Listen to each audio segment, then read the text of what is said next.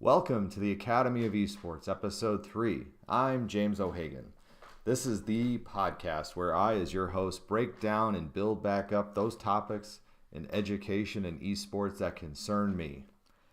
Esports allows schools to redefine their athletic culture, diversify opportunities for student participation, promote physical and mental health, and increase collegiate scholarship pathways, and play games. We cannot forget the importance of play. It is the mission of the Academy of Esports to support these ideals, and it is the vision of the Academy of Esports for all students to experience the fun and joy of playing competitive video games. So let's get started. And it has been a fantastic week with a lot of interesting news that has come out about esports. Scholarship opportunities for kids are starting to come up again. How people are playing games differently now is starting to come up.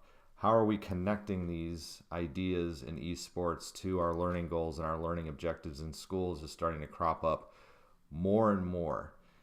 And I had some fascinating conversations this week with people as I've started to dive into more seriously looking at esports and education, not just saying it's something that I have a keen interest in, but really starting to have some really powerful conversations about the importance of this initiative looking to go forward. And one of the things that has concerned me greatly is the focus of the games. So one of the big stories this week was a 13-year-old boy received a professional contract to play Fortnite on an esports team. And that was a sensational story. It is a sensational story because what 13-year-old is going to end up playing on a professional level basketball team, or would play professional baseball or football? You don't see that happening. But in the case of esports, you don't need to be the biggest or the fastest or the strongest. Physically at least. You do have to be a superior gamer. And having a 13-year-old earn a professional contract is something that's worth noting. I'm sure there's a lot of people who are celebrating it. I'm sure that there's a lot of people who feel that this is a positive step for those of us involved in esports. I have reservations about a 13-year-old earning a professional scholarship, but it's not that the student earning the scholarship is my reservation. It's not that at all. I believe that my reservation comes from knowing a world where you turn on the news, you read what you see in the news stories about how people are used in our societies today. And it is sometimes the most vulnerable who are the most easy to use. And what group is more vulnerable to use than children?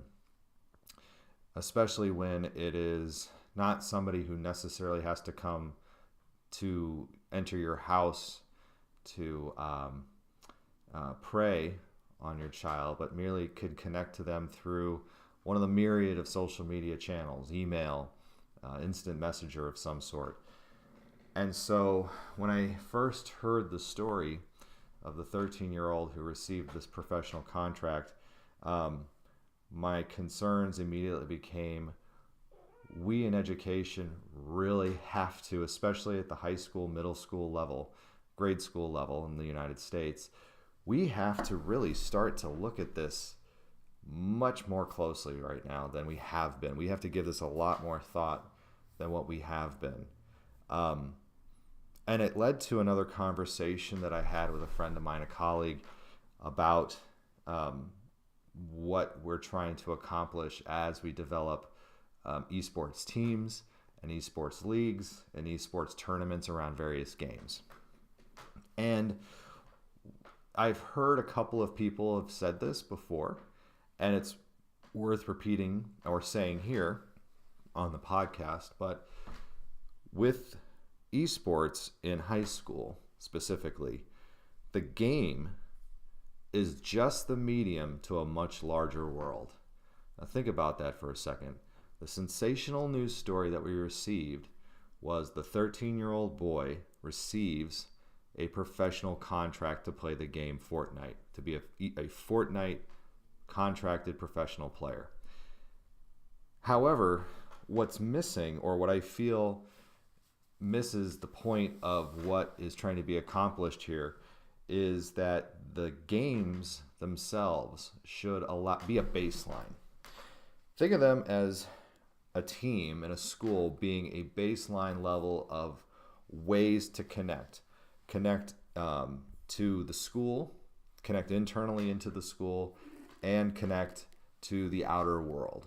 Okay, so it's important for us to consider that when we're looking at high school esports, that the game is not the game is only the thing that drives kids to these other positive connections that we want them to have. This goes beyond just a child playing a game in the hopes of earning a professional contract. A professional contract is a nice thing to have, but how does that increase or help the school when it comes to educating the child? And that's not to say that I am against, again, I'm not against the child having this contract. Well, what I'm saying is that as a school district, or as a school or a high school, or however your school is set up, it's important that we have fail-safes and safety nets built into our thinking around esports. Because if, again, we just think about this as the game, and the game is the focus, you are missing out on a much bigger opportunity that you have with this initiative that you're looking to take. So it is important for us to look at the big picture. So, O'Hagan, what is the bigger picture here? What are you trying to get at with all this? Because you're focusing a lot on talking about the game, but it seems like there's something more, and there is. So let's talk about when I did the introduction here, and what I'm going to start doing with the introductions going forward is the Academy of Esports has a philosophy statement, mission statement, vision statement.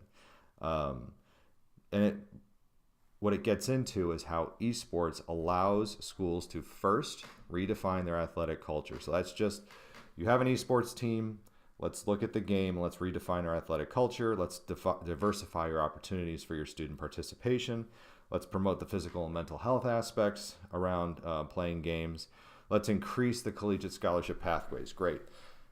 All those things are things made possible by playing the game, by actually being part of the game, and having a team. So let's think of our team. So again, our team is our baseline. And where we go from here, we can go internally into the school culture itself. And how do we then use that internal aspects?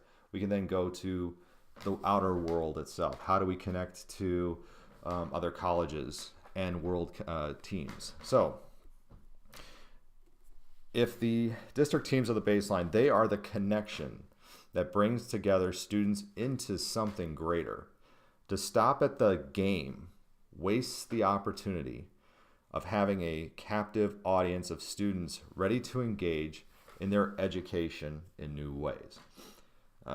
Some common statistics that are used in education, and some of this data comes from the 90s, so I don't know if the numbers are as current or accurate, but by and large, it is about 80% of your student population is active in extracurricular activities, okay?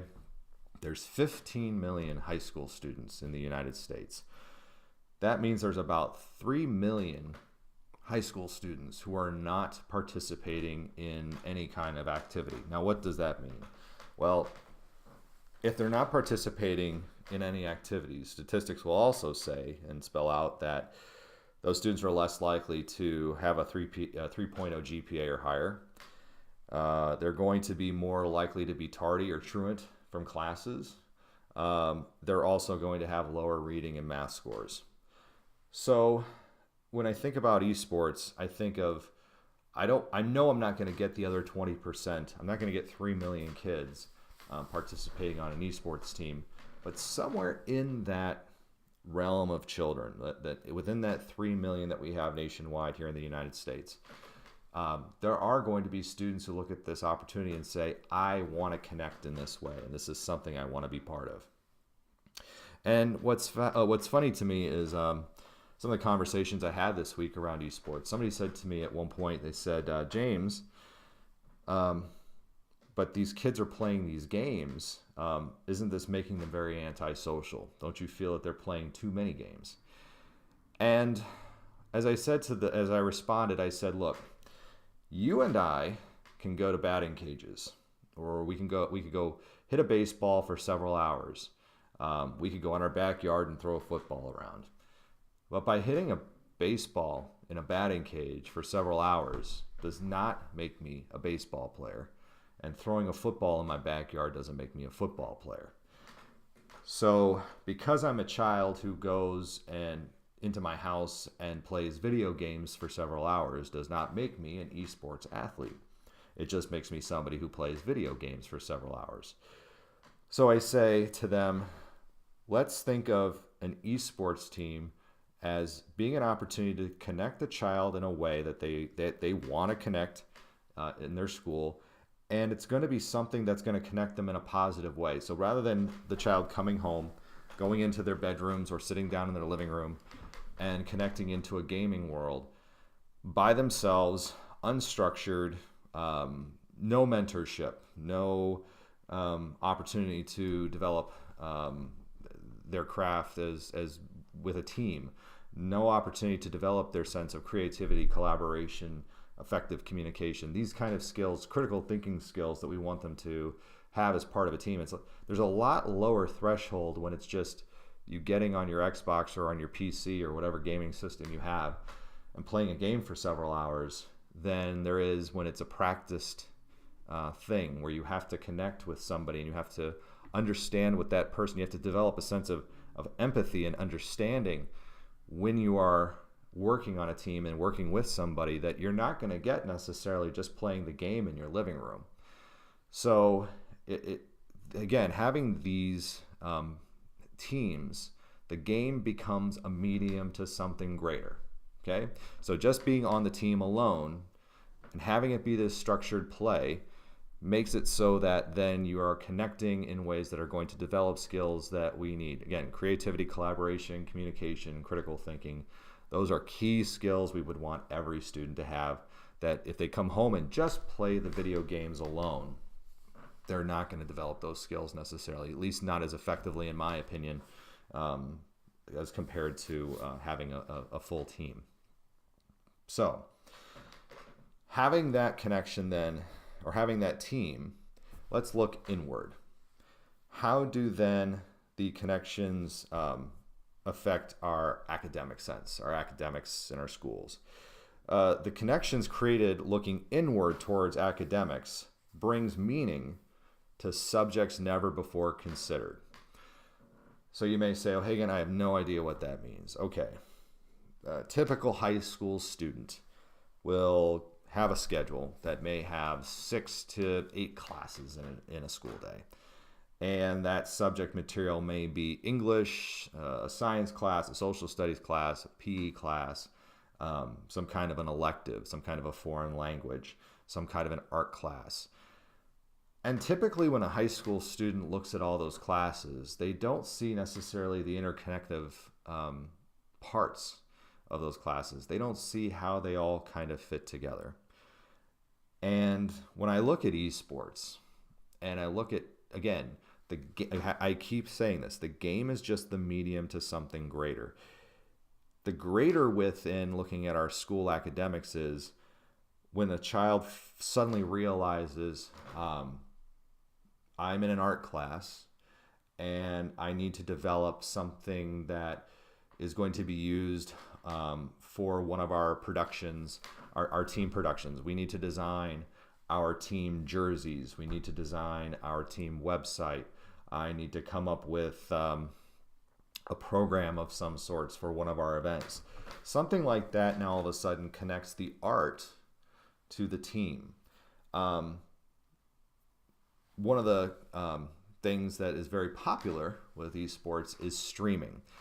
And it's very easy to start streaming your video games. And what I mean by that is there are people who will use services such as YouTube Live, or they'll use Twitch, which is a streaming service that's owned by Amazon now, to produce and send out their gameplay to the world.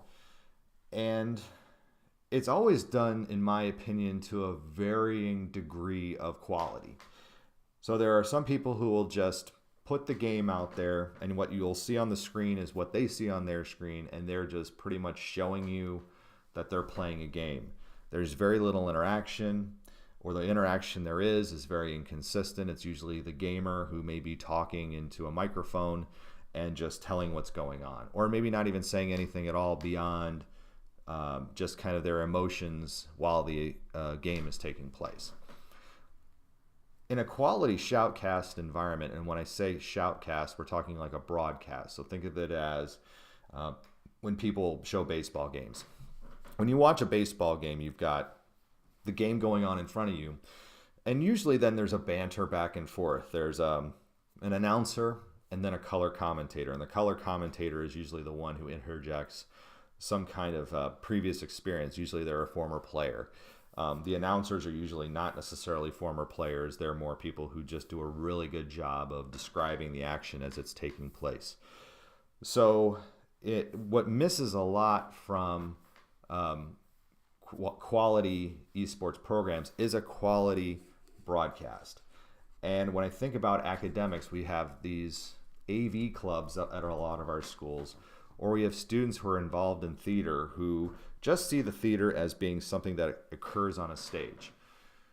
The theater can be so much more than just what occurs on the stage. Our world is a stage now. We have these abilities, these simple abilities. I sit here before you right now using a microphone and a camera and a very rudimentary stage to lecture and talk to you about esports. I am presenting to you. And there's opportunities for kids to do that as well too through esports, something that hasn't been done before. So those are some major connections that we can have, and also even to some of our technology courses. So as we're looking at building computers and computer networks to be most efficient to play video games, we need students who want to participate and not just be passive in the process, but who want to get in and tinker and have educators, teachers who understand how to help those students as well too, because now you're starting to make those career and college ready connections that we never had before.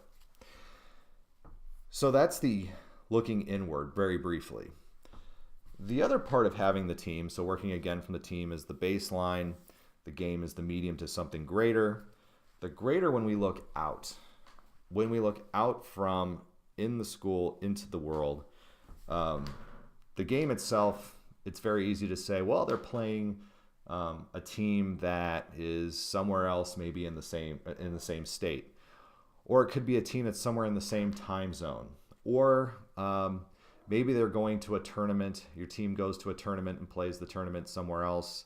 One of our students here in Racine Unified ended up with a scholarship partially through contacts that he made on a trip to Robert Morris University in Chicago, and that all came from them getting on a bus and going somewhere else that if we didn't have the team, they would have never gone before. The connections, though, are so much greater potential. Orange County Schools, I think, does a fantastic job of starting to make these connections to the world.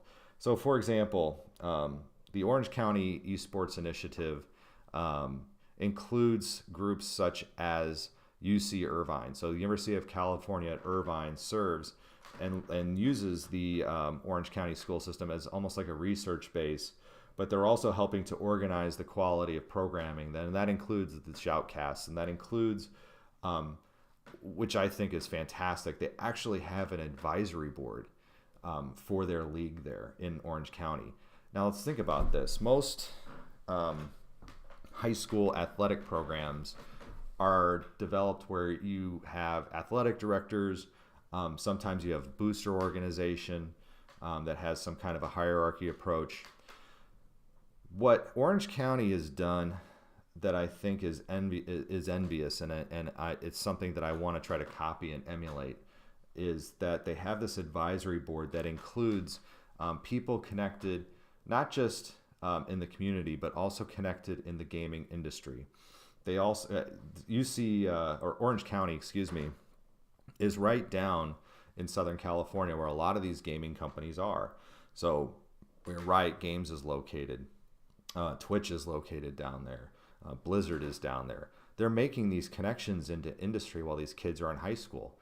And then with the University of California at Irvine involved as well, now you've got almost a pipeline developed to go between the high school level ranks and now recruiting directly into California Irvine. Here in Racine, I look at the landscape and say, well, Racine is directly between the cities of Milwaukee and Chicago. To the south of us, Robert Morris University is probably the most famous when it comes to esports in the United States. Kurt Melcher and his team. I have heard rumblings and rumors that just to the north of us in Milwaukee, Marquette University will be having a team. We also have now the Milwaukee Bucks, who have gotten involved in esports. And we have UW-Madison. So the University of Wisconsin now has sanctioned their esports team through their athletics department. And having representatives perhaps part of an advisory team from industry and from the community and from colleges now helps to facilitate that idea of let's develop a pipeline, a pathway that helps get these kids into college and make those connections early in industry, so that they're now starting to say like, oh, I now get why I need to do these things in school. Think of it as, again, it's the game being the medium, but the medium is leading us into opportunities for mentorship, for direction when it comes to college, for really thinking about saying to them, you know what, just because you're playing video games doesn't mean it can't be your life. And there's different things you can do. You may not be the best gamer. I am a horrible gamer. I personally am the person you don't want to have on your esports team. But I do see the connections on how do we get kids into other things involved in esports. So we need programmers, we need event coordinators, we need people who can look at statistics and analyze that. We need those people who can develop the mythologies and come up with creative writing to create the stories behind the characters in games.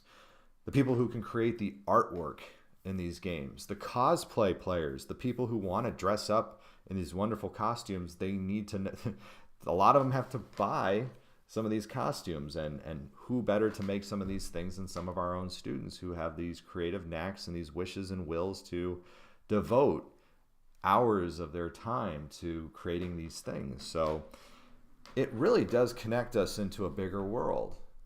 And another thought with having our teams, a conversation that I've had recently is Racine does have several sister cities around the world. And I'm thinking about how do we have competitions arranged.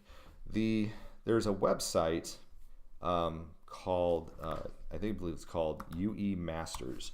Yes, letter U, letter E, masters.com.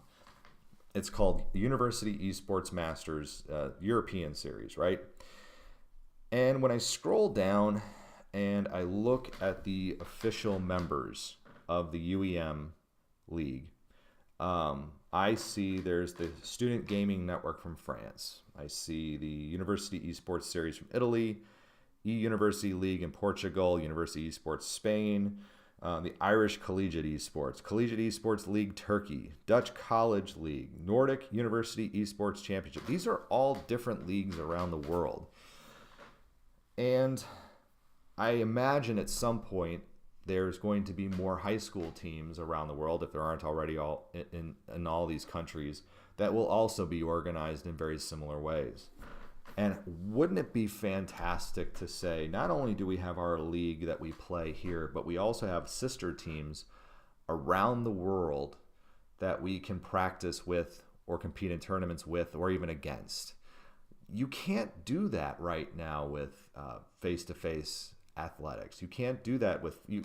I can't say, okay, I've got 11 football players here in the state of Wisconsin, and I want to play a team in Alabama. And the only way that's going to happen is if I travel to Alabama and fly down there or take a bus or whatever it is, take my football team down there and play against them. I guess, well, unless you're playing Ironman football, you would need 22 players. But the point of this is that there is such a bigger world opportunity here that, again, if you're just looking solely at the game, you are really missing out on a much, much bigger picture. So, with all of that said, just to summarize again what it is we were looking at, the game is just the medium. If you just look at the game and you just want to have an esports team that just focuses on the game, you are missing out on the potential growth within your school building and outside of your school building. And that will... Sorry about that. My cat started coughing. That will do it for this week in the Academy of Esports. I have been your host, James O'Hagan, and you may follow me at Jim O'Hagan on Twitter. That's at JIMOHAGAN. And while you're at it, you can also follow the Academy of Esports on Twitter. That's under TAO Esports. Again, the Academy of Esports Twitter handle is TAO Esports. It's a great way to get the latest blog posts, podcast episodes, and news coming out of the esports and education. And remember, you can continue your engagement by going to www.taoesports.com and through Flipboard or your favorite RSS app, following the latest in esports news and research directly impacting education. You can also connect through Facebook at www.facebook.com/TAOesports. Thanks again for listening, and I look forward to our time again next week.